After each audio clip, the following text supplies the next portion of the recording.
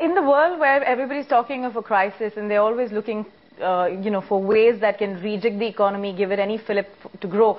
Do you think being a pure consumption economy with not enough backing on the manufacturing side, not being a resource economy like China or a commodity-driven area like Africa, do we have something to lose as a consumption story? We are missing one part, if I may just fill that in, the knowledge part of it. See, our growth has happened through knowledge. Knowledge has been the driver in terms of creating jobs, in creating the economic momentum. And manufacturing has thereafter followed. The manufacturing part right now has been a bit of a lull. I think in the last 12 months, large number of corporations said no to investment. One, they wanted to sit on cash. Two, they realized that these investments were not getting enough support or a better environment. Is that kick-starting? What are you getting as a signal? Infrastructure clearly is in a slowdown. So what you said applies to infrastructure clearly. Infrastructure was a leveraged game in any case. The banks also are cautious. Manufacturing today is a different game from what it was when I used to do appraisals 30, 40 years back. Because those days you took 4 years to implement a project. So you had to have your intentions very clear today to get a product to market 4 years down the line. Today the situation is different. Today you're talking of a situation where in 12 months you can get product to market, increase your capacity and so on. So I think companies are looking at timing when they actually press the accelerator on investments more carefully. Talked about growth in a big way, and at the end of the day, people are now saying that we're looking at 7% growth, and the finance minister is saying it, Montek is saying it. Raghuram Rajan told me in an interview recently that if we accept 7, someday we will accept 5, and if we accept 5, we will be okay with 3. Do you think that there is a tendency to get stuck in what is the new Hindu rate of growth? Somewhere around 7%. Raghu is a good friend. I don't think Raghu would have meant it that way. Clearly, to me, everybody desires a higher rate of growth. And the pace that we are setting in terms of various things we are doing, I think doesn't pretend that we will come below 5. See, come below 5 would also mean, flip it and look at it the other way, that your savings rate is around 20. I don't think that the savings rate is going to come down to 20, given the momentum that we are seeing in... I look at it with a completely different lens. My lens is, very simply put, planners ought to look at where China is at this point in time and say that we are going to be there 6 years hence. How is all of this playing out in the banking space? We saw results come out recently. Banks have done considerably well given the environment. But that said, do you think the banking sector would now feel a little more pressure as we go into 2012 and FY13? Some interesting things are happening in the banking sector. Historic deposit growth rates seem to be tested. I am not saying that they have dropped. Historically, for long periods of time, bank deposits grew at 17 to 18%. The last year seems to be 16 to 17%. Maybe I am off by because all numbers have not come in, but let's look at the numbers. So maybe we need to watch whether deposit rates are dropping. Well, that's, to me, a leading indicator of what really is happening in the system. Having said that, I want to comment on one other area which gets a lot of attention in the media. And my views, again, taking my experience, particularly on restructured assets. There seems to be now an equation that a restructured asset is equal to a non-performing asset. I think there can be no comparison at all. Again, if we were at a 3% economic growth rate, then I would say the trend is that restructured assets will tend towards non-performing asset. But the growth rate that we are in, I think it's a forgiving growth rate. So even if mistakes have been made, it will be forgiven. Restructured assets have suddenly shot up. One would have seen at least in the last 24 months. I mean, since the crisis played out. Clearly, restructured assets have shot up. But I wouldn't be worried. Again, we need to use benchmarks to understand how things could hurt us or not hurt us. At our stage of the economy, 7 years back, the Chinese banking system was thought to be bankrupt.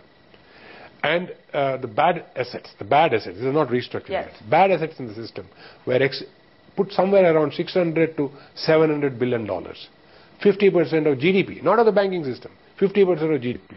And maybe 50% of the banking system at that point in time. We are talking of restructured plus NPAs here, less than 5%, maybe 4%. Sure.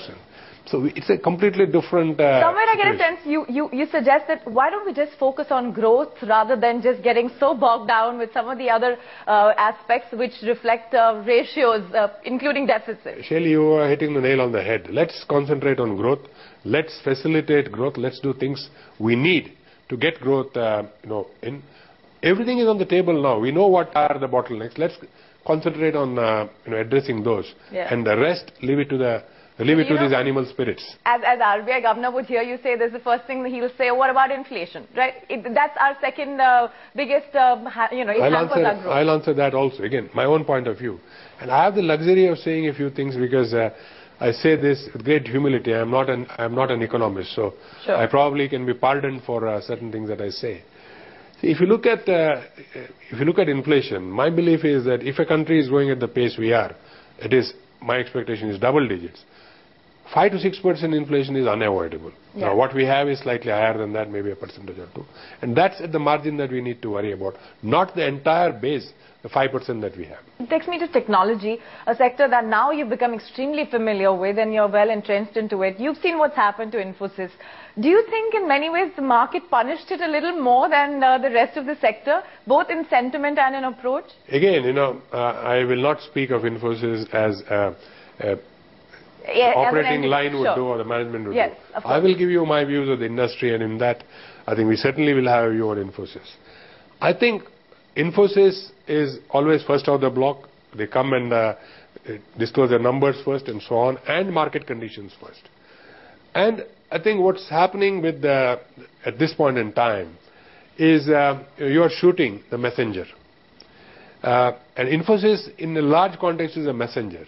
It is gathering data, whether it is from Forrester, whether it is from other consultants and their own experiences, and sharing it with the market. This is what we perceive. Yes. Now, somebody may have a different perception, but let us look at basics. So this is an industry where 3 years back or 4 years back, the industry body, that is NASSCOM, would have signaled 20% plus growth. Then the growth came to 17 to 18%, and this year, the signal is somewhere between 11 and 14, let's say 12% growth. Now the fact is, this is a game-changing number in terms of growth, and nobody can run away from that. And within that, based on your perception, you say, this is my perception where I will grow. So first you take a big stick out because you have brought this bad news out. You are the first one to bring this bad news out. But the bad news is already there. And it's a reality. It's a reality. Growth has come down from 25, stated last year, to 18% to 12% or so, what is being forecast for the year. If you look at global forecast, global forecast for technology growth is 5%. Clearly, there is a significant change happening in the way technology is looked at by the customer. Now, whether I look at it as a bank or whether I look at it as any other customer, I look at it completely differently. And you mean this as international customers? International customers, not of Infosys. And if you want to understand what is happening, just look at the number of CIOs who have lost their job in the last 6 months. It's at a record number. Yeah. So, what is the signal, Mr. Kamath? Signal is very simple.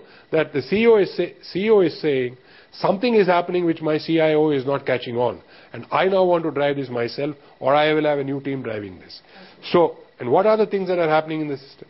Basically, you've got the entire push towards what I would call cloud computing. You will not possibly own your hardware. You will use packages which are ready to implement and go.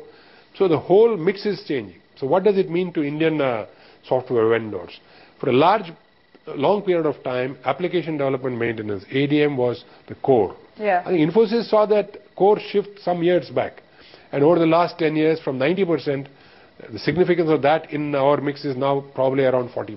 So is it going to go through like you said, if it's the messenger, the message out there is that there is short-term pain, but long-term there's a strategic shift? Every company has to metamorphose. So basically, Infosys, what I see them saying is, discretionary spend has come down. This is again for the industry. Yes. Clearly discretionary spend has come down, and if you were targeting the discretionary spend market, you are going to be impacted more than others. But that is the market to be, because that's where the whole lot of change that is happening is happening. The alternative strategy is to go to the bottom of the pyramid, as it were, and see that you have a potential there, where you play the low-end game and the low-volume game. The third strategy is you acquire and grow. Yeah. I think these are all strategies which today are on the table for every company. And I think you have to choose wisely, because all this is happening when things are changing at dramatic pace. Despite Moore's law, I have not seen happening. Because suddenly the advent of newer ways to approach things, newer packages that can do your job, newer ways in which you can store data without owning assets and so on. So is it an operational overhaul as well at some level? Because I think every company will have to strategically overhaul itself and operationally overhaul itself as it goes along. And that includes Infi. I said every company. But did you get worried at the point when CLSA's analysts put out that letter? Because somewhere it left the question unanswered, that should the board be faced with a possibility that a large number of institutional investors get together and say, what are you doing? Do we need an overhauling? What would you think would be an appropriate answer? Let me answer that very simply. I have seen worse reports. I am thick-skinned, so this doesn't bother me. Okay. And you're optimistic about the tech sector? And I'm optimistic about the sector. Okay. I want to just ask you one final question and we'll go back to the macro picture. We're looking at elections in 2014. There's a sense again that, next 2 years, no big change. The first year of whatever government comes, whether it continues or doesn't, again, we're talking of a 3-year horizon where less action, more talk, more promises, less to deliver. Is that something that you're prepared for as well within corporate India? Corporate India, I think, has seen several governments, several leaders and policy shifts happen over the last 16 years. And I think broadly they have understood how to manage within this environment. As long as growth doesn't drop dramatically, they will manage. If growth drops, then I think they will get unsettled. So I think political environment will not impact corporate India as such. Political environment coupled with decelerating growth will impact it severely. So the time is now. So we'll have to watch. We'll have to watch whether, what you said, my friend Raghu, fears could happen. He's not saying will happen. Yeah, that's right. Happens. If that happens, then it's a different ballgame. Yeah. But I don't think it'll happen. Okay. So you're saying that if we have to act, then it's the next 6 months, because after that it's all left in political hands. Indeed. Thank you very much. Thank you. I appreciate your time.